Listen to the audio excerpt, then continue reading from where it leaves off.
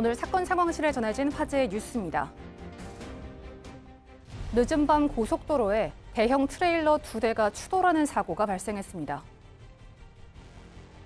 가드레일 밖으로 넘어간 트레일러 한 대가 뒤집혀 있습니다.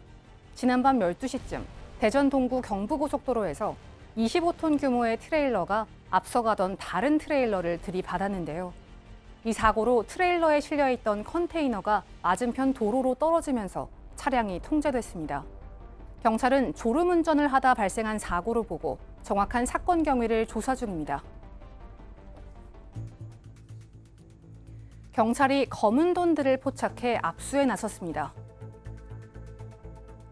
경찰들이 책상을 가득 메운 현금 뭉치들을 확인하고 있습니다. 이 돈들은 도박 사이트를 운영하던 일당에게서 압수한 불법 수익금으로 총 153억 원에 이르는데요. 의류 판매 사이트로 위장한 도박 사이트가 있다는 첩보를 받은 경찰이 주거지와 사무실 등 총 14곳을 수색해 이 돈과 시가 5천만 원 상당의 골드바 등을 발견했습니다. 총 3곳의 사이트에서 오간 판돈의 규모만 1조 7천억 원대인 것으로 알려졌는데요. 경찰은 붙잡힌 일당 12명 중 운영 총책 등 7명을 구속하고 나머지 5명을 불구속 입건했습니다. 음주운전 사고로 2명을 숨지게 한 뮤지컬 연출가 황민의 실형이 확정됐습니다. 대법원은 지난 19일 황민에게 항소심에서 내려진 징역 3년 6개월의 원심을 확정했습니다. 지난 6월 항소심 재판부는 형이 무겁다고 항소한 황민에게 일부 피해자와 합의한 점을 들어 징역 3년 6개월을 선고했는데요. 황민은 징역 1년이 감형됐으나 불복하고 대법원에 상고한 겁니다. 하지만 대법원이 상고를 기각하면서 항소심에서 내려진 원심이 확정됐습니다. PC방의 아르바이트생을 살해한 혐의로 징역 30년을 선고받은 김성수가 2심 재판에서 선처를 호소했습니다.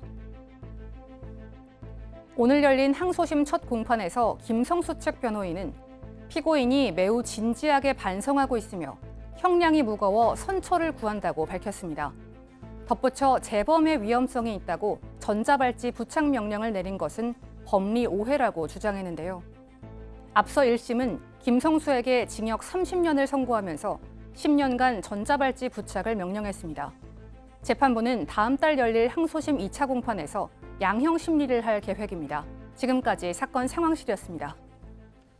네, 김성수 얘기를 해보죠. 이제 김성수가 징역 이제 30년을 선고받았는데 네. 그 선고 내용 중에 이제 전자발찌 부착과 관련된 내용이 있는데 변호인 측에서 법리의 오해다라는 그렇죠. 주장을 했어요. 이게 무슨 얘기입니까? 1심에서 2심으로 가는 걸 항소라 그러는데요. 예. 항소할 때 항소 이유를 기재를 합니다.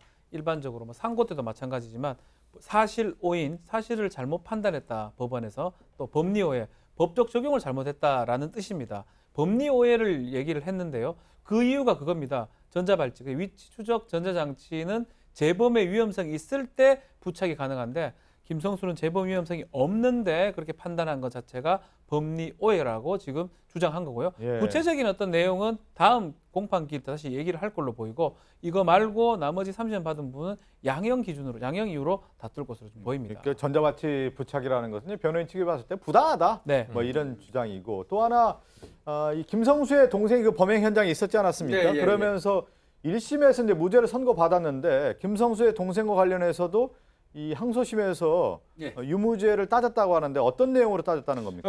1심에서 김성수 동생도 공동폭행 혐의로 기소됐다가 무죄를 받은 적이 있었어요. 예. 그거에 대해서 이번에 검찰이 사실오인과 법리오해의 측면이 있다 하면서 이제 그 항소하면서 같이 들어간 겁니다. 그러다 보니까 재판부에서는 이렇게 얘기를 했어요. 이번 사건에서 공격을 피해자를 공격한 사람은 이제 형입니다. 형 김성수가 공격을 하는데 그 공격을 막으려면 형을 뒤에서 잡아야지 맞는데 그 당시 상황은 형을 막는 게 아니라 피해자를 뒤에서 잡은 기록이 있다. 네. 그러면서 이제 그 현장에 출동했던 경찰관도 증인으로 검찰이 불렀었고요.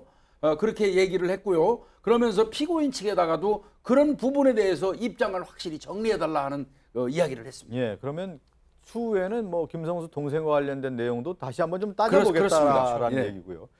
또 하나 저희가 이제 그 사건 상황실에서 전해드렸던 내용 중에 하나가 뭐냐면 도박 사이트를 운영해서 지금 뭐 현금 한 153억 원이라는데 예. 그 일당들이 이제 붙잡혔습니다. 예, 인천청 광역수사대에서 이 검거를 했는데요. 결국은 이제 말씀드리면 베트남 같은데 이 해외에다가 도박 사이트 서버를 두고 이제 거기에서 도박을 붙이고요.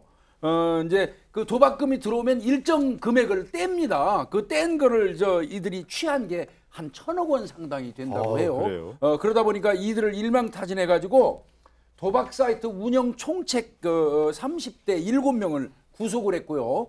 그다음에 이제 현금 인출책이라든지 이런 사람들은 한 5명 정도를 불구속 입건한 모양입니다.